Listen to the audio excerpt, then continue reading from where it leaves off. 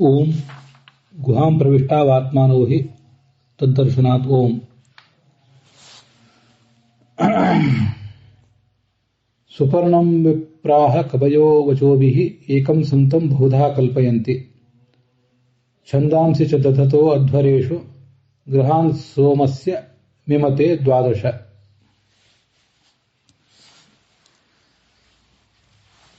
ಈ ಗುಹಾಧಿಕರಣ ಇದು.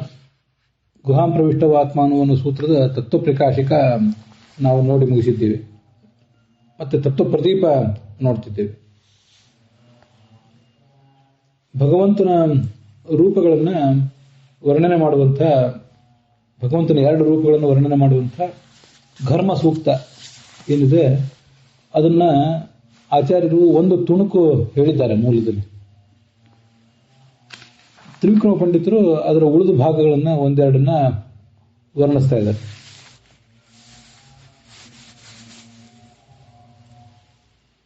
ಘರ್ಮಾಸಮಂತ ತ್ರಿವೃತಂ ವ್ಯಾಪತು ತಯೋರ್ದೃಷ್ಟಿಂ ಮಾತರಿಶ್ವ ಜಗಾಮ. ಭಗವಂತನ ಎರಡು ರೂಪಗಳ ವರ್ಣನ ಅಲ್ಲಿ ಕೇಳಿ ಬರ್ತದೆ. ಅಲ್ಲಿ ಮುಂದೆ ದಿವಸ್ಪಯೋ ದಿಧಿಷಾಣ ಅವೇಶನ್ ವಿದುರ್ದೇವಾಹ ಸಹಸಾ ಮಾನಮರ್ಕಂ.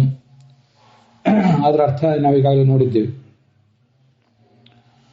ಮುಂದೆ ಏಕಸ್ಸುಪರ್ಣ ಸಮುದ್ರಮಾವಿವೇಶ ಯ ಇದಂ ವಿಶ್ವಂ ಭುವನಂ ವಿಚಷ್ಟೆ ತಂ ಪಾಕೇನ ಮನಸಾ ಪಶ್ಯ ಮಂತಿತಸ್ತಂ ಮಾತಾರೇಢಿ ಸೌರೇಢಿ ಮಾತರಂ ಅನ್ನೋ ಮಾತಿನ ವೇದವಾಕ್ಯದ ಅರ್ಥವನ್ನು ನೋಡಿದ್ದೇವೆ. ಅಲ್ಲಿ ತ್ರಿವಿಕ್ರಮ ಪಂಡಿತರು ಮುಂದೆ ತಮೇವ ಸುಪರ್ಣಂ ಸುಷ್ಟು ಪರಾನಂದ ರೂಪಂ ಏಕಂ ಸಂತಂ ಏನು ಆ ವಾಕ್ಯದಿಂದ ಏನು ಹೇಳ್ತಾರೆ ನಾವು ಅದನ್ನೀಗ ಗಮನಿಸಬೇಕು. ಅದೇ ಭಗವಂತನೇ ಸುಪರ್ಣ ಅಂದ್ರೆ ಸುಪರ್ಣ ಎಂಬಲ್ಲಿ ಸು ಅಂತ ಒಂದು ಶಬ್ದ, ಪರ ಅಂತ ಇನ್ನೊಂದು ಶಬ್ದ. ಸುಷ್ಟು ಪರಾನಂದಂ ಅತ್ಯಂತ ಶ್ರೇಷ್ಠವಾದ ಆನಂದವುಳ್ಳವನು, ದುಃಖ ಮಿಶ್ರವಲ್ಲದ ಅತ್ಯಧಿಕವಾದ ಆನಂದವುಳ್ಳವನು ಅಂತ ಎರಡು ವಿಶೇಷಣಗಳಿಗೆ ಪ್ರತ್ಯೇಕ ಅರ್ಥ ಹೇಳ್ಕೊಳ್ಬೇಕು. ಅಂತಹ ಏಕಂ ಸಂತಂ ಮೂಲತಃ ಒಬ್ಬನೇ, ಆದರೆ ಅವನನ್ನ ಜ್ಞಾನಿಗಳು ಬಹುಧಾ ವರ್ಣಯಂತಿ. ವಿಪ್ರಾಹ ಅಂದ್ರೆ ವಿಶೇಷೇಣ ಪ್ರಕೃಷ್ಟ ಜ್ಞಾನಿನ. ವಿಪ್ರ ಅನ್ನೋ ಶಬ್ದಕ್ಕೆ ಇದರ್ಥ. ಆ ಜ್ಞಾನಿಗಳು ಏಕಂ ಸಂತಂ ಬಹುಧಾ ಕಲ್ಪಯಂತಿ, ಅನೇಕ ರೂಪಗಳಿಂದ ಅವನನ್ನ ಅವರೇ ಕಲ್ಪಯಂತಿ ಅಂದ್ರೆ ಕನ್ನಡದಲ್ಲಿ ಕಲ್ಪನೆ ಮಾಡುವುದು ಅಂದ್ರೆ ನಾವೇ ಏನೋ ಅಂದಾಜು ಮಾಡೋದು ಅಂತ ಹೀಗೆ ಅರ್ಥ ಆಗ್ತದೆ. ಅದು ಕಲ್ಪನೆ ಅಂದ್ರೆ ಮಿಥ್ಯಾನೂ ಆಗಬಹುದು. ಕನ್ನಡದಲ್ಲಿ ಅನೇಕ ಕಡೆ ಕಲ್ಪನೆ ಅಂದ್ರೆ ನಿನ್ನದೇ ಕಲ್ಪನೆ ಇದು ಅಂತ ಹೇಳಿದಾಗ ಅದು ಆರೋಪಿತ ಅಂತನೂ ಅರ್ಥ ಆಗಿಬಿಟ್ಟಿರ್ತದೆ. ಆದರೆ ಸಂಸ್ಕೃತದಲ್ಲಿ ಕಲ್ಪಯತ್ತಿ ಅಂದ್ರೆ ಅನುಸಂಧಾನ ಮಾಡ್ಕೋತಾರೆ ಅಂತ ಅದರ ತಾತ್ಪರ್ಯ. ವಚೋಭಿ ಬಹುಧಾ ಕಲ್ಪಯಂತಿ ಇತಿ ಏಕಸ್ಯೈವ ಬಹುನಾಮ ರೂಪತ್ವ ದರ್ಶನಾತ್. ಒಬ್ಬನೇ ಪರಮಾತ್ಮನಿಗೆ ಬಹುರೂಪಗಳು ಇವೆ, ಬಹುನಾಮಗಳು ಇವೆ. ಆತ್ಮ ಅಂತರಾತ್ಮ ಅಂತ ಎರಡು ರೂಪಗಳು, ಅದಕ್ಕೆ ಆತ್ಮ ಅಂತರಾತ್ಮ ಅಂತ ಎರಡು ನಾಮಗಳು ಕೂಡ. ಹೀಗೆ ದರ್ಶನ ಪಿಬಂತೋ ವಿಷ್ಣು ರೂಪೇ ಏವ.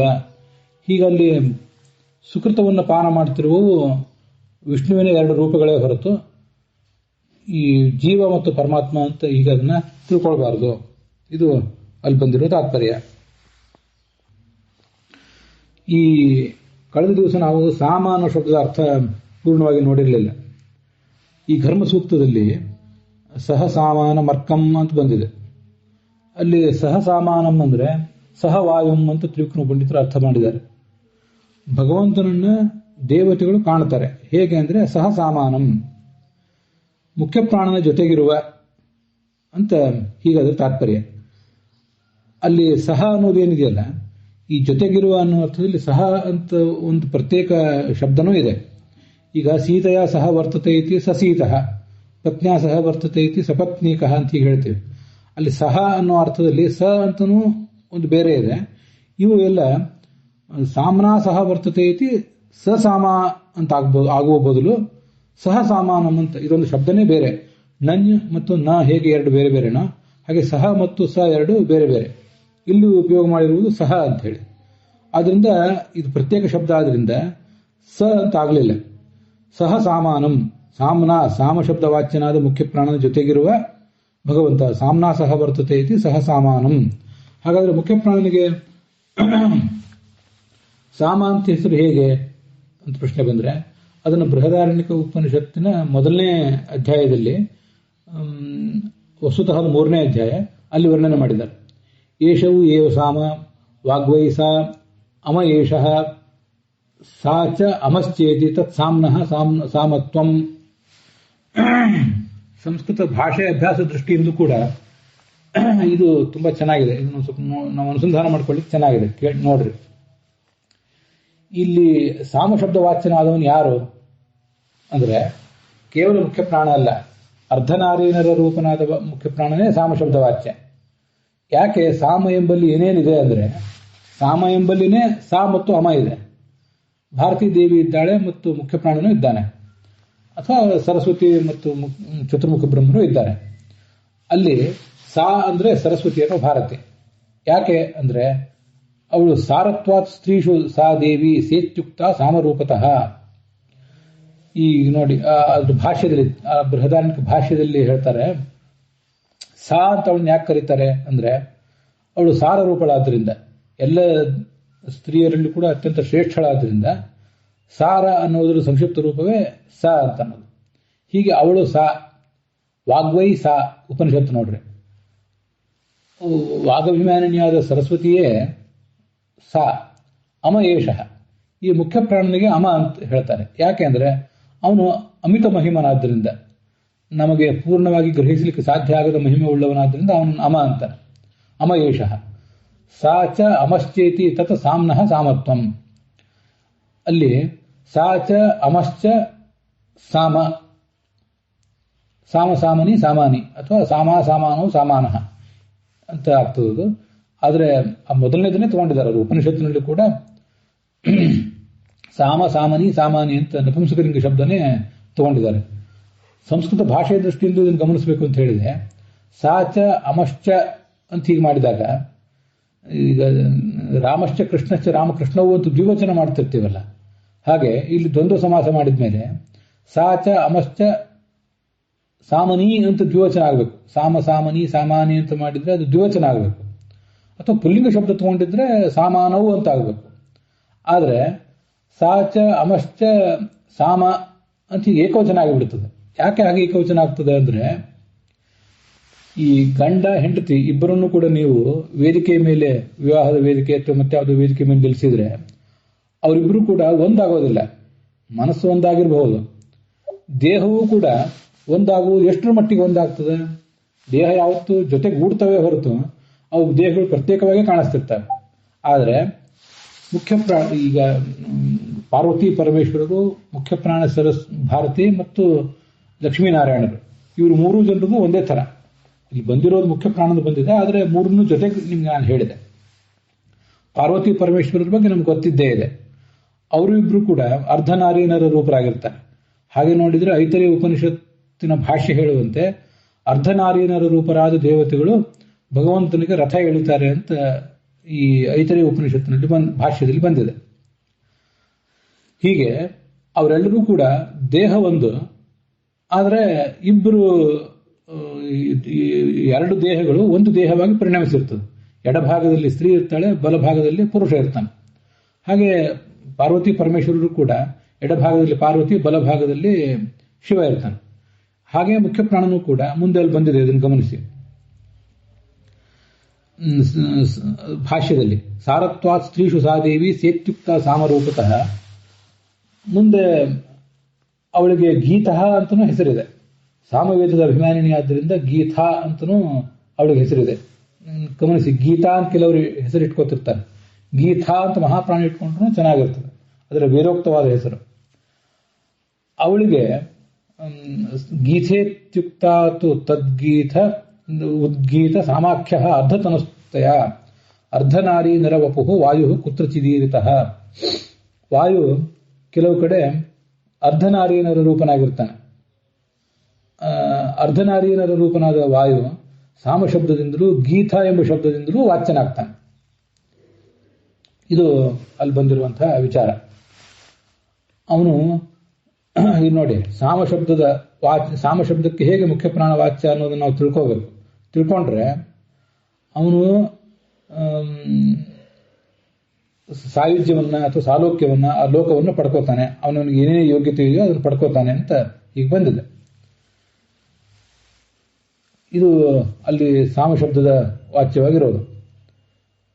ಸೊಳ್ಳೆಯಲ್ಲಿ ಸೊಳ್ಳೆಗೆ ಸಮಾನವಾಗಿರ್ತಾನೆ, ಆನೆಯಲ್ಲಿ ಆನೆಗೆ ಸಮಾನವಾಗಿರ್ತಾನೆ. ಈ ಥರ ಅವನು ಎಲ್ಲ ವಸ್ತುಗಳಲ್ಲೂ ಕೂಡ ಸಮನಾಗಿರ್ತಾನೆ. ನೋಡಿ, ನಾವು ಕಳೆದ ದಿವಸ ಇದನ್ನು ನೋಡಿದ್ದೇವೆ. ಅವನು ಯಾಕೆ ಸಮ ಅಂತ ಹೆಸರು ಅಂದರೆ ಸಮನಾಗಿರುವುದರಿಂದ ಸಮಹ ಅಂತ, ಸಮನಾಗಿರುವುದರಿಂದ ಸಾಮ ಅಂತ ಅವನನ್ನು ಕರೀತಾರೆ. ಯದ್ವೇವ ಸಮಃ ಪೃಷಿಣ ಸಮೋ ಮಶಕೇನ ಸಮೋ ನಾಗೇನ ಸಮಯೇವ ತ್ರಿಭಿಹಿ ಲೋಕೈಹಿ. ಎಲ್ಲ ಕಡೆನೂ ಕೂಡ ಯಾವುದೋ ಆನೆ ದೊಡ್ಡ ಪ್ರಾಣಿ ಅಂತ ಹೇಳಿ ಅಲ್ಲಿ ಜಾಸ್ತಿ ಇರೋದು, ಇಲ್ಲಿ ಕಡೆ ಕಡಿಮೆ ಇರೋದು ಅಂತಲ್ಲ. ಅಲ್ಲಿ ಎಲ್ಲ ಕಡೆನೂ ಕೂಡ ಅವನು ಸಮಾನವಾಗಿದ್ದು ಆ ಉಸಿರಾಟ ಇತ್ಯಾದಿಗಳನ್ನು ಮಾಡಿಸ್ತಾನೆ. ಅಭಿವ್ಯಕ್ತಿ, ಶಕ್ತಿಯ ಅಭಿವ್ಯಕ್ತಿ ಸ್ವಲ್ಪ ಹೆಚ್ಚು ಕಡಿಮೆ ಆಗಬಹುದು, ಅದು ವಿಷಯ ಬೇರೆ. ಅದು ಅವನು ಮಾತ್ರ ಸಮನಾಗಿರ್ತಾನೆ. ಸಮೂಹ ಅನೇನ ಸರ್ವೇಣ. ಹೀಗೆ ಮೂರು ಲೋಕದಲ್ಲೂ ಅವನು ಸಮಾನವಾಗಿರ್ತಾನೆ. ಆದ್ರಿಂದ ಪ್ರಾಣನಿಗೆ ಸಾಮ ಅಂತ ಹೆಸರಿದೆ ಅಂತ ಈಗ ಸಾಮ ಶಬ್ದ ವಾಚ್ಯತ್ವವನ್ನ ಅವನು ತಿಳ್ಕೋಬೇಕು. ಪಾರ್ವತಿ ಪರಮೇಶ್ವರರನ್ನ, ಮುಖ್ಯ ಪ್ರಾಣ ಭಾರತೀಯರನ್ನ, ಲಕ್ಷ್ಮೀನಾರಾಯಣರನ್ನ ಅರ್ಧನಾರೀರರ ರೂಪರಾಗಿ ನಾವು ಆರಾಧನೆ ಮಾಡಬಹುದು. ಆದರೆ ಆರಾಧನೆ ಮಾಡಿದಾಗೆಲ್ಲ ಹಾಗೇ ಮಾಡಬೇಕು, ಅರ್ಧನಾರೀರ ರೂಪನಾಗೇ ಮಾಡಬೇಕಂತ ಏನಿಲ್ಲ, ಪ್ರತ್ಯೇಕವಾಗಿ ಮಾಡಬಹುದು. ಈಗ ಲಕ್ಷ್ಮೀ ನಾರಾಯಣ ಮತ್ತು ಶ್ರೀಭೂ ಇವರನ್ನು ಉಪಾಸನೆ ಮಾಡಿದಾಗ ಅಲ್ಲಿ ನಾರಾಯಣ ಮಧ್ಯೆ ಕೂತಿದ್ದಾನೆ, ಆ ಕಡೆ ಈ ಕಡೆ ಶ್ರೀಭೂ ದೇವತೆಗಳು ಕೂತಿದ್ದಾರೆ. ಅವನ ದೇಹದ ಅರ್ಧ ಭಾಗ ಏನಾಗಿಲ್ಲ, ಅವರು ಪ್ರತ್ಯೇಕವಾಗಿ ಕೂತಿದ್ದಾರೆ, ಅದೊಂದು ಉಪಾಸನೆ. ಪ್ರತ್ಯೇಕವಾಗಿ ನಾರಾಯಣಂದ ಮಾತ್ರ ಒಂದು ರೂಪವನ್ನು ಚಿಂತನೆ ಮಾಡಬಹುದು. ಅದೆಲ್ಲ ಭಾಗವತದ 2ನೇ ಸ್ಕಂದ ಇತ್ಯಾದಿಗಳಲ್ಲಿ ಬಂದಿದೆ. ಹಾಗೇನೆ ಎಡಭಾಗದಲ್ಲಿ ಲಕ್ಷ್ಮಿ, ಎಡಭಾಗದಲ್ಲಿ ದಕ್ಷಿಣ, ಬಲಭಾಗದಲ್ಲಿ ಯಜ್ಞ, ಹೀಗೆ ಕೂಡ ಅವನನ್ನ ಉಪಾಸನೆ ಮಾಡಬಹುದು. ಅರ್ಧನಾರಾಯಣ ಅಂತ ಅವನಿಗೆ ಹೆಸರೇ ಇದೆ. ಮಹಾಭಾರತ ತಾತ್ಪರ್ಯ ನಿರ್ಣಯದಲ್ಲಿ ತಥೋಹಂಸ ಅರ್ಧನಾರಾಯಣಾಖ್ಯ ಅಂತ ಅವನಿಗೆ ಅರ್ಧನಾರಾಯಣ ಅಂತ ಹೆಸರೇ ಇದೆ. ಅದರಿಂದ ನಮ್ಗೆ ಹೇಗೆ ಅನುಕೂಲ ಆಗ್ತದೋ ಹಾಗೆ ಉಪಾಸನೆ ಮಾಡಬಹುದು. ಬೃಹದಾರಣ್ಯಕ ಉಪನಿಷತ್ತಿನಲ್ಲಿ ಹೇಗೆ ಸಾಮಶಬ್ದ ವಾಚ್ಯ ಮುಖ್ಯ ಪ್ರಾಣ ಅನ್ನೋದನ್ನ ಈಗ ನೋಡಿದ್ವಿ. ಛಾಂದೋಗ್ಯ ಉಪನಿಷತ್ತಿನಲ್ಲೂ ಕೂಡ 1ನೇ ಅಧ್ಯಾಯದಲ್ಲಿ ಋಕ್, ಸಾಮ, ಉದ್ಗೀತ ಎಂಬ ಪದಗಳ ಅರ್ಥ ಹೆಚ್ಚು ಕಡಿಮೆ ಇಂಥದೇ ಭಾಗ. ಅದು ಅಲ್ಲಿ ವಾಗೇವ ಋಕ್ ಪ್ರಾಣ ಸಾಮ ಅಂತ ಹೀಗೆ ಬಂದಿದೆ. ವಾಗಭಿಮಾನಿಯಾದ ಸರಸ್ವತಿಯನ್ನು ಋಕ್ ಅಂತ ಹೇಳ್ತಾರೆ, ಪ್ರಾಣನನ್ನ ಸಾಮ ಅಂತ ಹೇಳ್ತಾರೆ ಅಂತ ಹೀಗೆ ಅಲ್ಲಿ ಬಂದಿದೆ. ಅಲ್ಲಿ ಬಂದಿರುವ ಭಾಷ್ಯದ ವಾಕ್ಯವನ್ನೇ ವಾಗೇವ ಋಕ್ ತತ್ಶ್ರುತೋ ಪ್ರೋಕ್ತ ಪ್ರಾಣಸಾಮೀತಿ ಕೀರ್ತಿತಃ ಅಂತ ಛಾಂದೋಗ್ಯ ಭಾಷೆಯಲ್ಲಿ ಬಂದದನ್ನೇ ತ್ರಿವಿಕ್ರಮ ಪಂಡಿತರು ತಮ್ಮ ತತ್ವ ಪ್ರದೀಪದಲ್ಲಿ ಉದ್ಧರಿಸಿದ್ದಾರೆ. ಇತಿ ತಾರ್ತೀಯ ಅಂತಿದೆ. ತಾರ್ತೀಯ ಅನ್ನೋದು ಮಾತ್ರ ಏನಂತ ಗೊತ್ತಾಗಲಿಲ್ಲ. ಬಹುಶಃ ತಾರ್ತೀಯ ಅನ್ನೋದು ಅದೊಂದು ಏನಾದ್ರು ಗ್ರಂಥ ಇದ್ದಿರ್ಬೇಕೇನೋ. ಅದು ಛಾಂದೋಗ್ಯ ಉಪನಿಷತ್ತಿನ ಭಾಷ್ಯ ಹಿಂದೆ ಮುಂದೆ ಗಮನಿಸಿದಾಗಲೂ ಕೂಡ ಅದು ಸರಿಯಾಗಿ ಗೊತ್ತಾಗಲಿಲ್ಲ. ಯಾಕಂದ್ರೆ ಇಲ್ಲಿ ಸಾರ ನಿರ್ಣಯ ಅಂತ ಒಂದು ಗ್ರಂಥವನ್ನು ಹೇಳಿದ್ದಾರೆ, ಅದರಿಂದ ಇದನ್ನು ಕೋಟ್ ಮಾಡಿದ್ದಾರೆ ಅಂತ ಕಾಣಿಸ್ತದೆ. ತಾರ್ತೀಯ ಅಂದ್ರೆ ಏನು ಗೊತ್ತಾಗಲಿಲ್ಲ. ಅದೊಂದು ಬಿಟ್ಟು ಉಳಿದಿದ್ದೆಲ್ಲ ಭಾವಾರ್ಥ ನಾನು ಹೇಳಿದ್ದೀನಿ. ಆದ್ರಿಂದ ಇಲ್ಲಿ ಪ್ರತಿಪಾದಿತವಾದ ವಿಷ್ಣುವಿನ ರೂಪ ಅಂತಾನೆ ತಿಳ್ಕೊಳ್ಬೇಕು. ಘರ್ಮ ಸೂಕ್ತ ಅಂತ ನಾವೇನು ನೋಡಿದ್ವಿ, ನಾವು ಕಳೆದ ದಿವಸ ಅದನ್ನು ಹೇಳಿದೆ. ಪೂಜಾ ಕಾಲದಲ್ಲಿ ಭಗವಂತನಿಗೆ ಅಭಿಷೇಕ ಮಾಡಲಿಕ್ಕೆ ನಾವು ಪುರುಷ ಸೂಕ್ತ, ಪವಮಾನ ಸೂಕ್ತ, ಸಮುದ್ರ ಸೂಕ್ತ, ಘರ್ಮ ಸೂಕ್ತ ಮತ್ತು ವಿಷ್ಣು ಸೂಕ್ತ ಎಷ್ಟು 4 ಹೇಳಬೇಕು, 5 ಹೇಳಬೇಕು. ಅಲ್ಲಿ ಸಮುದ್ರ ಸೂಕ್ತದ ಯಾವ ಮಂತ್ರ ಹೇಳಬೇಕು ಅನ್ನೋದನ್ನು ನನಗೆ ನಿನ್ನೆ ಹೇಳಲಿಕ್ಕಾಗಿರಲಿಲ್ಲ. ನಮಗೆ ಸುಲಭವಾಗಿ ವಾಪಾಟ ಇರೋದೊಂದು ಮಂತ್ರ ಇದೆ. ಚತ್ವಾರಿ ಶೃಂಗ ತ್ರಯೋ ಅಸ್ಯ ಪಾದ ದ್ವೇ ಶೀರ್ಷೆ ಸಪ್ತಹಸ್ತಾಸೋ ಅಸ್ಯ ತ್ರಿಧಾ ಬದ್ಧೋ ಋಷಭೋರೋ ರವೀತಿ ಮಹೋದೇವೋ ಮತ್ಯಾಂಗಾಭಿವೇಶ ಅಂತ ಆ ಸಮುದ್ರ ಸೂಕ್ತದಲ್ಲಿ ಬಂದಿರೋ ಮಂತ್ರ. ಪುರುಷ ಪವಮಾನದ ಬಗ್ಗೆ ನಾನೇನು ಹೆಚ್ಚಿಂದ ಹೇಳಬೇಕಾಗಿಲ್ಲ, ಅವೆಲ್ಲ ಅನೇಕ ಮಂತ್ರಗಳು ಪ್ರಸಿದ್ಧನೇ ಆಗಿರ್ತವೆ. ಘರ್ಮ ಸೂಕ್ತದನ್ನು ಇಲ್ಲಿ 2-3 ಮಂತ್ರಗಳನ್ನು ಉದ್ಧರಿಸಿದ್ದಾರೆ. ಸಮುದ್ರ ಸೂಕ್ತದಲ್ಲಿ ಚತ್ವಾರಿ ಶೃಂಗ ಅನ್ನೋ ಮಂತ್ರ, ವಿಷ್ಣು ಸೂಕ್ತದಲ್ಲಿ ಅಥೋ ದೇವ ಅವಂತನೋ ಯಥೋ ವಿಷ್ಣು ವಿಚಕ್ರಮೆ ಅಂತ ಆ ಸೂಕ್ತ. ಅಲ್ಲಿ ಈಗ ನಾವು ಘರ್ಮ ಸೂಕ್ತ ನೋಡ್ತಾ ಇದ್ದೀವಲ್ಲ, ಚತುಷ್ಕಪರ್ಧ ಯುವತಿ ಸುಪೇಶ ಘೃತ ಪ್ರತೀಕ ವಯುನಾನಿವಸ್ತೆ ತಸ್ಯಾಂ ಸುಪರ್ಣ ವೃಷಣ ನಿಪೇತುಡಿ ಯತ್ರ ದೇವಾದಧಿರೆ ಭಾಗಧೇಯಂ ಅಂತ ಹೀಗೆ ಮಂತ್ರ. ಇದಕ್ಕೆ ಗೀತಾ ಭಾಷ್ಯದಲ್ಲಿ ಚತುಷ್ಕಪರ್ಧ ಅನ್ನೋ ಬದಲು ಚತುರ್ಶಿಖಂಡಿ ಅಂತ ಚತುರ್ಶಿಖಂಡ ಯುವತಿ ಸುಪೇಶ ಅಂತ ಇನ್ನೊಂದು ಶ್ರುತಿವಾಕ್ಯವನ್ನು ಕೂಡ ಆಚಾರ್ಯ ಹೇಳಿದ್ದಾರೆ. ಅದು ಬೇರೆ ಯಾವುದೋ ಸಾಮವೇದದಲ್ಲಿ ಇಲ್ಲೊಂದು ಕಡೆ ಬಂದಿರೋದು ನೆನಪಿರಲಿ. ಕಪರ್ಧ ಯುವತಿ ಅನ್ನೋದು ಋಗ್ವೇದದಲ್ಲಿ ಘರ್ಮ ಸೂಕ್ತದಲ್ಲಿ ಬಂದಿರೋದು. ಆಯ್ತು, ಅದಕ್ಕೆ ಇತಿ ಋಗ್ವೇದ ಸಂಹಿತಾಯಾಮ್ ಅಂತ ಒಂದು ಕೋಟ್ ಮಾಡಿದಾರಲ್ಲ ಆಚಾರ್ಯನು ಐತರೆಯ ಭಾಷ್ಯದಲ್ಲಿ. ಇದು ಋಗ್ವೇದ ಸಂಹಿತ ಅಂದ್ರೆ ಈ ಋಗ್ವೇದ ಅಲ್ಲ, ಇದು ಋಗ್ವೇದದ ಅರ್ಥವನ್ನು ಹೇಳುವ ಋಗ್ವೇದ ಸಂಹಿತ ಅಂತ ಮತ್ತೊಂದು ವಾಕ್ಯ. ಮೋಸ್ಟ್ ಪ್ರಾಬಬಲಿ 99% ಇದು ಪೌರುಷೇಯ ವಾಕ್ಯ. ಮತ್ತು ನಮ್ಮಂಥವ್ರಿಗೆ ಆ ಗ್ರಂಥಗಳ ಪರಿಚಯವಿರೋದಿಲ್ಲ, ಆಚಾರ್ಯರ ಮೂಲಕ ಬಿಟ್ಟರೆ ಬೇರೆಯವ್ರ ಕಡೆಯಿಂದ ಗೊತ್ತಾಗೋದಿಲ್ಲ. ಆದ್ದರಿಂದ ಮೋಸ್ಟ್ ಪ್ರಾಬಬಲಿ ಅಂತ ಹೇಳಿದೆ. ಅದರ ಅರ್ಥ ನೋಡಿ, ಚತುಷ್ಶಿಖಂಡಾಂ 4 ಜಡೆಯವಳು. ಲಕ್ಷ್ಮೀದೇವಿಗೆ ಒಂದು ಜಡೆ ಅಲ್ಲ. ಈಗ ನಮ್ಮಲ್ಲಿ ಹೇಗಿದೆ ಅಂದರೆ, ಮದುವೆಕ್ಕಿಂತ ಮುಂಚೆ ಹುಡುಗಿಯರು 2 ಜಡೆ ಹಾಕೋತಿರ್ತಾರೆ ಸ್ಕೂಲಿಗೆ ಹೋಗುವಾಗ. ಆಮೇಲೆ ಅದು ಮುಂದೆ ಕಾಲೇಜ್ ಇತ್ಯಾದಿ ಬಂದಾಗ ಒಂದು ಜಡೆ ಆಗಿರ್ತದೆ. ಮದುವೆ ಆದ್ಮೇಲೆ ಮತ್ತೆ ಅದನ್ನ ಒಂದೇ ಜಡೆಯಾಗಿ ಮುಂದುವರಿಸ್ತಿರ್ತಾರೆ. ಅದೇನೋ ಕೆಲವು ಸರಿ ಏನು ಯಾರೋ ಒಬ್ರು ಫ್ಯಾಷನ್ಗಾಗಿ 2 ಜಡೆನೋ ಏನೋ ಹಾಕೊಂಡಾಗ ಕೋಲಾಹಲ ಆಗಿದ್ದನ್ನು ನಾನು ಕೇಳಿದ್ದೀನಿ. ವಸ್ತುತಃ ಅವೆಲ್ಲ ಯಾವುದೇ ದೊಡ್ಡ ವಿಷಯ ಅಲ್ಲ. ಲಕ್ಷ್ಮೀದೇವಿನೇ 4 ಜಡೆಯವಳಾಗಿ ಕಂಗೊಳಿಸ್ತಾ ಇದ್ದಾಳೆ ನೋಡಿ. ಇಲ್ಲಿ ಕಪರ್ದ ಮತ್ತು ಶಿಖಂಡ ಅನ್ನೋದು ಎರಡಕ್ಕೂ ಕೂಡ ಒಂದೇ ಅರ್ಥ. ಅಂಥ ಲಕ್ಷ್ಮೀದೇವಿಯನ್ನ ದ್ವಿರೂಪ ಭಗವಾನ್ ಹರಿಹಿ, 2 ರೂಪಗಳುಳ್ಳ ಭಗವಂತ ಹರಿ ಅವನು ರಮಯಾಮಾಸ, ಸಂತೋಷಪಡಿಸಿದ್ದಾನೆ. ಅವನಿಗೆ ಸುಪರ್ಣ ಅಂತ ಯಾಕೆ ಹೆಸರು ಅಂದರೆ, ಪರಮಾನಂದ ರೂಪತ್ವಾತ್, ಅತ್ಯಂತ ಶ್ರೇಷ್ಠವಾದ ಆನಂದವುಳ್ಳವನಾದ್ರಿಂದ ಅವನಿಗೆ ಸುಪರ್ಣ ಅಂತ ಹೆಸರು. ರಮಯಾಮಾಸ ಮತ್ತು ತಸ್ಯಾಂಚ ನಿಷಣ್ಣ ಸರ್ವದೈವ, ಯಾವತ್ತೂ ಕೂಡ ಅವಳಲ್ಲೇ ಅವನು ಕೂತಿರ್ತಾನೆ ಅಂತ ಹೀಗಾದರೆ ತಾತ್ಪರ್ಯ ಇದೆ. ಅಲ್ಲಿ ಮೂಲದಲ್ಲಿ ಚತುಷ್ಕಪರ್ಧ ಯುವತಿ ಅಂದರೆ ನಿತ್ಯ ತರುಣಿ ಅಂತ ಅರ್ಥ. ತಸ್ಯಾಂ ಸುಪರ್ಣ ವೃಷಣ ನಿಪೇತತು ನಿಷೇಧತು ಅಂತಿದೆ. ಭಾಷ್ಯದಲ್ಲಿ ತ್ರಿಕುಣ ಪಂಡಿತರ ತತ್ವಪ್ರದೀಪದಲ್ಲಿ ಐತರೇ ಭಾಷ್ಯದ ವಾಕ್ಯ ಹೇಳಿದ್ದಾರೆ. ಏಕಏವ ಚ ವಿಷ್ಣು ಸಹ ಪ್ರವಿಷ್ಣ ಕ್ಷೀರಸಾಗರಂ, ಅವನೊಬ್ಬನೇ ಕ್ಷೀರಸಾಗರವನ್ನು ಪ್ರವೇಶ ಮಾಡಿರ್ತಾನೆ. ಅದು ನೋಡಿ, ಅಲ್ಲಿ ಮೇಲೆ ಏಕಸ್ಸು ಪೂರ್ಣ ಸಮುದ್ರಮಾವಿವೇಶ ಅಂತ ಬಂದಿದೆಯಲ್ಲ, ನಿನ್ನೆ ನಾವು ನೋಡಿದ ಮಂತ್ರ, ಅದರ ಅರ್ಥ ಅದು. ವಿಷ್ಣು ಸರ್ವದೈವ ಸಹ ಸರ್ವಂ ಪಶ್ಯತ್ಯ ಸೌದೇವ ಪೂರ್ಣಾಕುಂಠೇನ ತೇಜಸ. ಅವನು ಇದಂ ವಿಶ್ವಂ ಭುವನಂ ವಿಚಷ್ಟೆ ಅಂತ ಬಂತಲ್ಲ ವೇದ ಮಂತ್ರದಲ್ಲಿ, ಅದರ ಅರ್ಥ ಇವರು ಹೇಳ್ತಾರೆ. ಸರ್ವವನ್ನು ಅವನು ನೋಡ್ತಾ ಇದ್ದಾನೆ, ಪೂರ್ಣವಾದ ಅಕುಂಠೇನ, ಯಾವುದೇ ಅಡೆತಡೆ ಇಲ್ಲದ ಜ್ಞಾನದ ಕಣ್ಣಿನಿಂದ ನೋಡ್ತಾ ಇದ್ದಾನೆ. ಚತುಷ್ಕಪರ್ಧ ಯುವತಿ ಸುಪೇಶ ಅಂತ ಏನು ಮಂತ್ರ ಇದೆ, ಅಲ್ಲಿ ನಿಷೇಧತು ಅಂದ್ರೆ ಭಗವಂತನ 2 ರೂಪಗಳು ಅಲ್ಲಿ ಕೂತ್ಕೊಂಡಿವೆ. ಅಲ್ಲಿ ನೋಡಿ, ತಸ್ಯಾಂ ಆ ಲಕ್ಷ್ಮೀದೇವಿಯಲ್ಲಿ ಸುಪರ್ಣ ಅಂದ್ರೆ ಸುಪರ್ಣೌ, ವೃಷಣೌ ಅವೆರಡು ಕೂಡ ಮೂಲತಃ ಲೌಕಿಕ ಸಂಸ್ಕೃತದಲ್ಲಿ ಪ್ರಥಮ ವಿಭಕ್ತಿ ದ್ವಿವಚನಗಳು. ಆದರೆ ವೈದಿಕ ಸಂಸ್ಕೃತದಲ್ಲಿ ಸುಪರ್ಣೌ ವೃಷಣೌ ಇದ್ದದ್ದೇ ಸುಪರ್ಣ ವೃಷಣ ಅಂತ ಹೀಗಾಗ್ತದೆ. ನಿಷೇಧತು ಅಂದ್ರೆ ಕೂತ್ಕೊಂಡಿವೆ. ಯತ್ರ ದೇವ ದಧಿರೆ ಭಾಗಧೇಯಂ, ಎಲ್ಲ ದೇವತೆಗಳು ಕೂಡ ಯತ್ರ ಆ ಲಕ್ಷ್ಮೀನಾರಾಯಣರಲ್ಲಿ ಭಾಗಧೇಯಂ ತಾವು ಮಾಡುವ ಕರ್ಮಗಳೆಲ್ಲವನ್ನು ಕೂಡ ಸತ್ಕರ್ಮಗಳನ್ನು ಕೂಡ ದಧಿರೆ ಅರ್ಪಿಸ್ತಾರೆ ಅಂತ ಹೀಗೆ ಬಂದಿದೆ. ಮತ್ತೆ ಚತುಷ್ಕಪರ್ಧ ಯುವತಿ ಅಂತ ಹೀಗೆ ಬಂದಿದೆಯಲ್ಲ, ಯುವತಿ ಅಂದ್ರೆ ನಿತ್ಯ ಯೌವನ ಭರಿತಳು ಅಂತ ಅದರ ತಾತ್ಪರ್ಯ. ಸುಪೇಶಾಹ ಅಂದ್ರೆ ಸುಂದರವಾದ ಅಂಗಾಂಗಗಳುಳ್ಳವಳು ಅಂತ ಅರ್ಥ. ಘೃತ ಪ್ರತೀಕ ಅಂದ್ರೆ ಅವಳ ಶರೀರ ಅಂತ ಅರ್ಥ.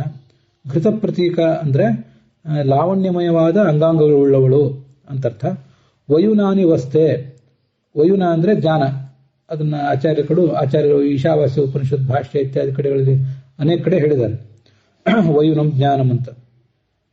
ಅದರಿಂದ ವಯುನಾನಿ ವಸ್ತೆ, ವಸ್ತೆಯನ್ನು ಪ್ರಾಯ ಕ್ರಿಯಾಪದ ಇದ್ದಿರಬೇಕು. ಜ್ಞಾನವನ್ನು ಪಡೆದವಳು ಅಂತ ಅರ್ಥ. ಅಲ್ಲಿ ಅವಳನ್ನ ಪರಮಾನಂದ ರೂಪಿಯಾದ ಭಗವಂತ ಅವನು ವೃಷಣ ಅಂದ್ರೆ ವೃಷು ಸೇಚನೆ ಅಂತ ಧಾತು, ಎಲ್ಲ ಅಪೇಕ್ಷೆಗಳನ್ನು ಸುರಿಸುವವನು ಅಂತ ಅದರ ತಾತ್ಪರ್ಯ. ಭಕ್ತಾಭೀಷ್ಟದಾಯಕನಾದ ಭಗವಂತ 2 ರೂಪಗಳಿಂದ ಅವಳಲ್ಲಿ ಇದ್ದಾನೆ ಅಂತ ಅದರ ತಾತ್ಪರ್ಯ. ದಧಿರೆ ಭಾಗಧೇಯಂ, ಇದು ಅದರ ಮೂಲ ಅರ್ಥ. ಈಗ ಇಲ್ಲಿ ನೋಡಿ, ತ್ರಿವಿಕ್ರಮ ಪಂಡಿತರ ತತ್ವಪ್ರದೀಪದಲ್ಲಿ ಪರಿಪಕ್ವೇನ ಮನಸ ಅಪಶ್ಯಂ ಇತ್ಯಾಹ ತಂತು ಅಜಹ, ಈ ಮಾತನ್ನು ಹೇಳ್ತಾ ಇರುವವನು ಯಾರು ಅಂದ್ರೆ ಚತುರ್ಮುಖ ಬ್ರಹ್ಮ. ತಮ್ ಪಾಕೇನ ಮನಸ್ಸ ಪಶ್ಯಮಂತಿತಃ ತಮ್ ಮಾತಾರೇಡಿ, ಇದೆಲ್ಲ ಪರಿಪಕ್ವವಾದ ಮನಸ್ಸಿನಿಂದ ಆತನನ್ನು ನಾನು ನೋಡಿದೆ ಅಂತ ಅಜಹ ಚತುರ್ಮುಖ ಬ್ರಹ್ಮ ಹೇಳ್ತಾ ಇದ್ದಾನೆ. ಮಾತೇವ ವ್ಯಂಜಕತ್ವಾತ್ ತಂ ಪ್ರಾಣಸ್ಥಂ ವಾಕ್ ಸರಸ್ವತಿ ಲಿಹತೆ ಲಿಹ್ಯತೈವ ಪ್ರಾಣ ತೇನತು ಸಾ ಸದಾ. ನೋಡಿ, ಈಗ ನಾನು ತಾಯಿ ತೊಡೆ ಮೇಲೆ ಮಗು ಮಲಗಿರ್ತದೆ ಅಂತ ಕಳೆದ ದಿವಸ ಎಲ್ಲ ನಾವು ಏನು ಮಂತ್ರ ನೋಡಿದ್ವಲ್ಲ, ತಮ್ಮ ಮಾತಾ ರೇಢಿ ಸೌರೇಢಿ ಮಾತರಂ ಅಂತ.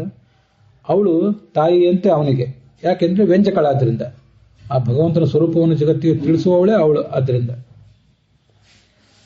ಆದ್ರಿಂದ ತಮ್ಮ ಪ್ರಾಣಸ್ಥಂ ವಾಕ್ ಸರಸ್ವತಿ, ಪ್ರಾಣನ ಅಂತರ್ಯಾಮಿಯಾದ ಆ ಭಗವಂತನನ್ನ ವಾಗಭಿಮಾನಿನಿಯಾದ ಸರಸ್ವತಿ ಲಿಹತೆ ಅಂದ್ರೆ ನೋಡಿ ಇದೆ ಅಲ್ಲಿ ರೇಢಿ ಅಂತ ಬಂದಿದೆ ಮೂಲ ಉಪನಿಷತ್ತಿನಲ್ಲಿ ಮತ್ತೆ ಋಗ್ವೇದದಲ್ಲಿ. ಇದು ಅದರದೇ ಲಿಹ ಆಸ್ವಾದನೆ ಅಂತ ನಮಗೀಗ ಲೌಕಿಕ ಸಂಸ್ಕೃತದಲ್ಲಿರುವ ಕ್ರಿಯಾಪದ. ಸಂಸ್ಕೃತದ ಅಭ್ಯಾಸ ದೃಷ್ಟಿಯಿಂದ ಕೂಡ ಇವೆಲ್ಲ ಬಹಳ ಮಹತ್ವದ್ದು. ತಮ್ಮ ಮಾತಾ ರೇಢಿ ಸೌರೇಢಿ ಮಾತರಂ ಅಂತ ಉಪನಿಷತ್ತಿನಲ್ಲಿದೆ. ಈ ಋಗ್ವೇದದಲ್ಲಿ ನಾವೀಗ ಅದನ್ನು ನೋಡಿದ್ದೇವೆ. ಏಕಸ್ಸುಪರ್ಣ ಸಮುದ್ರ ಮಾವಿವೇಶ ಅನ್ನೋಲ್ಲಿ ಅದೇ ತಮ್ಮ ಮಾತಾ ರೇಢಿ ಸೌರೇಢಿ ಮಾತರಂ ರಕಾರದಿಂದ ಪ್ರಾರಂಭ ಆಗುವ ಧಾತು ಇದೆ. ವಾಗ್ವೈ ಮಾತಾ ಪ್ರಾಣಃ ಪುತ್ರ ಅಂತ ಐತರೆ ಉಪನಿಷತ್ತಿನಲ್ಲಿದೆ. ಅವಳು ಲಿಹತೆ ಅಂದ್ರೆ ಆಸ್ವಾದಿಸ್ತಾಳೆ ಆ ಮಗುವನ್ನು ನೋಡಿ. ತಾನು ಅವನನ್ನು ಹೆತ್ತು ಜಗತ್ತಿಗೆ ತೋರಿಸಿ ಲಿಹತೆ ಆಸ್ವಾದಿಸ್ತಾಳೆ. ಮತ್ತೆ ಲಿಷ್ಯತೆ ಪ್ರಾಣ ತೇನ ಅವಳು ಕೂಡ ಅವನಿಂದ ಲಿಷ್ಯತೆ. ಅವಳು ಇವನನ್ನು ನೋಡಿ ಸಂತೋಷ ಪಡ್ತಾಳೆ. ಆ ಮಗು ಅವಳ ತೊಡೆ ಮೇಲೆ ಮಲಗಿದ್ದು ಅವಳನ್ನು ನೋಡಿ ಸಂತೋಷ ಪಡ್ತದೆ ಅಂತ ಹೀಗಾದ್ರ ಅರ್ಥ. ಸ್ವಯಂ ತು ಭಗವಾನ್ ವಿಷ್ಣು ವಾಕ್ಪತೇ ಬ್ರಹ್ಮಣೋಪಿ ನಿತ್ಯಂ ಪಿತ. ನಾನು ಕಳೆದ ದಿವಸ ಹೇಳಿದ್ದೆ. ಫಂಡಮೆಂಟಲಿ ಅವನು ತಂದೆನೇ, ಆದರೆ ಅವನನ್ನು ಉಪಚರ್ಯತೆ ಅಂತ ಪಂಚಾಲಚಂಡ ಮುನಿಯ ಉಪಾಸನೆ ಬಗ್ಗೆ ಕಳೆದ ದಿವಸ ನಾನು ನಿಮಗೆ ಐತರೆ ಉಪನಿಷತ್ ಭಾಷ್ಯದ ಪುಸ್ತಕದಲ್ಲಿ ಇದ್ದದನ್ನು ಹೇಳಿದ್ದೆ. ಇಲ್ಲಿ ಈಗ ಋಗ್ವೇದ ಸಂಹಿತ ಅಂತ ಇಲ್ಲಿ ಏನು ಬಂದಿದೆ, ಇವು ಎಲ್ಲವೂ ಕೂಡ ಐತರೆ ಉಪನಿಷತ್ತಿನ ಭಾಷ್ಯದ ಕೊಟೇಶನ್ಸೇ. ಅಲ್ಲಿ ಉಪಚರ್ಯತೆ ಬಂದಿತ್ತು, ಇಲ್ಲಿ ಉಪಚರ್ಯತೆ ಬಂದಿಲ್ಲ ಅಷ್ಟೇ. ಅವೆಲ್ಲ ಬೇರೆ ಬೇರೆ ಕಡೆ ಬಂದಿರುವ ಶ್ಲೋಕಗಳು. ಫಂಡಮೆಂಟಲಿ ತಂದೆ, ಆದರೆ ಔಪಚಾರಿಕವಾಗಿ ಅಂದ್ರೆ ಟೆಕ್ನಿಕಲಿ ಅಂತ ಅರ್ಥ. ಟೆಕ್ನಿಕಲಿ ಭಗವಂತ ಚತುರ್ಮುಖ ಸರಸ್ವತಿಯರಿಗೆ ಮತ್ತು ಪ್ರಾಣಭಾರತೀಯರಿಗೆ ಮಗ. ಫಂಡಮೆಂಟಲಿ ತಂದೆ, ಅದನ್ನೇ ಹೇಳ್ತಿರೋದು. ನಿತ್ಯ ಪಿತಾ ಸ್ವತಂತ್ರಶ್ಚ ನಾಸ್ಯ ಮಾತಾ ಪಿತಾಪಿವ. ಅವನಿಗೆ ತಂದೆಯೂ ಇಲ್ಲ ತಾಯಿಯೂ ಇಲ್ಲ ಮೂಲತಃ. ಭಾಗವತ ಅದೊಂದು ಕಡೆ ಸರ್ವೇಶ ನಮಾತಾ ನ ಪಿತಾ ತಸ್ಯ ನ ಭಾರ್ಯಾ ನ ಸುತಾದಯ.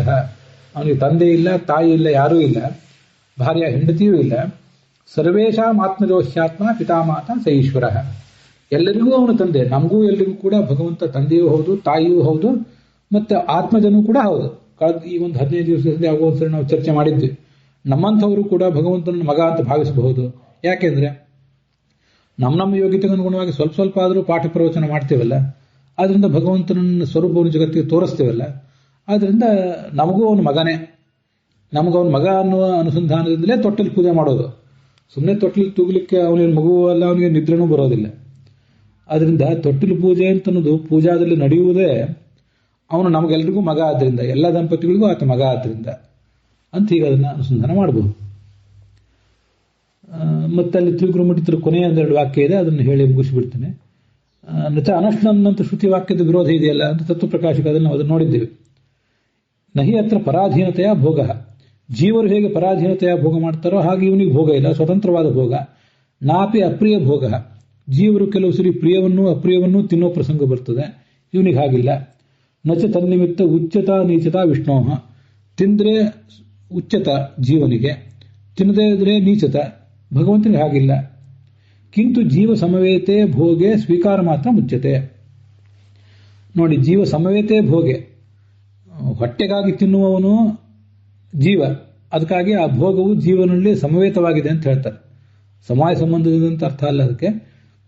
ಹೊಟ್ಟೆಪಾಡಿಗಾಗಿ ಭೋಗ ಇರುವುದು ಜೀವನಲ್ಲಿ, ಅದರ ಸ್ವೀಕಾರವನ್ನ ಇವನು ಮಾಡ್ತಾನೆ, ಅಲ್ಲಿರೋ ಆನಂದವನ್ನು ಸ್ವೀಕಾರ ಮಾಡ್ತಾನೆ. ಅಥೋ ನ ಪಾತ್ರತ್ವ ವಿರೋಧಶ್ಚ. ಆದ್ರಿಂದ ಒಟ್ಟಾರೆ ಈ ಹಿಂದಿನ ಅಧಿಕರಣದಲ್ಲಿ ಕೂಡ ಬಂತಲ್ಲ, ಪಾತ್ರತ್ವ ಅಂತ ಸುಖ ಪಾತ್ರತ್ವ ಅದು ಭಗವಂತನಿಗೆ ಹೇಗೆ ಅಂತ ಬಂದ್ರೆ, ಅದು ಪೂರ್ಣಾನಂದಮಯನಾದಂತಹ ಆತನಿಗೆ ಅವನ ಅಚಿಂತ್ಯವಾದ ಶಕ್ತಿಯಿಂದ ಪಾತ್ರತ್ವ ಇರುವುದೇನು ತಪ್ಪಲ್ಲ ಅಂತ ತಾತ್ಪರ್ಯ. ಅಲ್ಲಿಗೆ ಇವತ್ತಿನ ಭಾಗ ಸಮಾಪ್ತ ಆಗಿದೆ.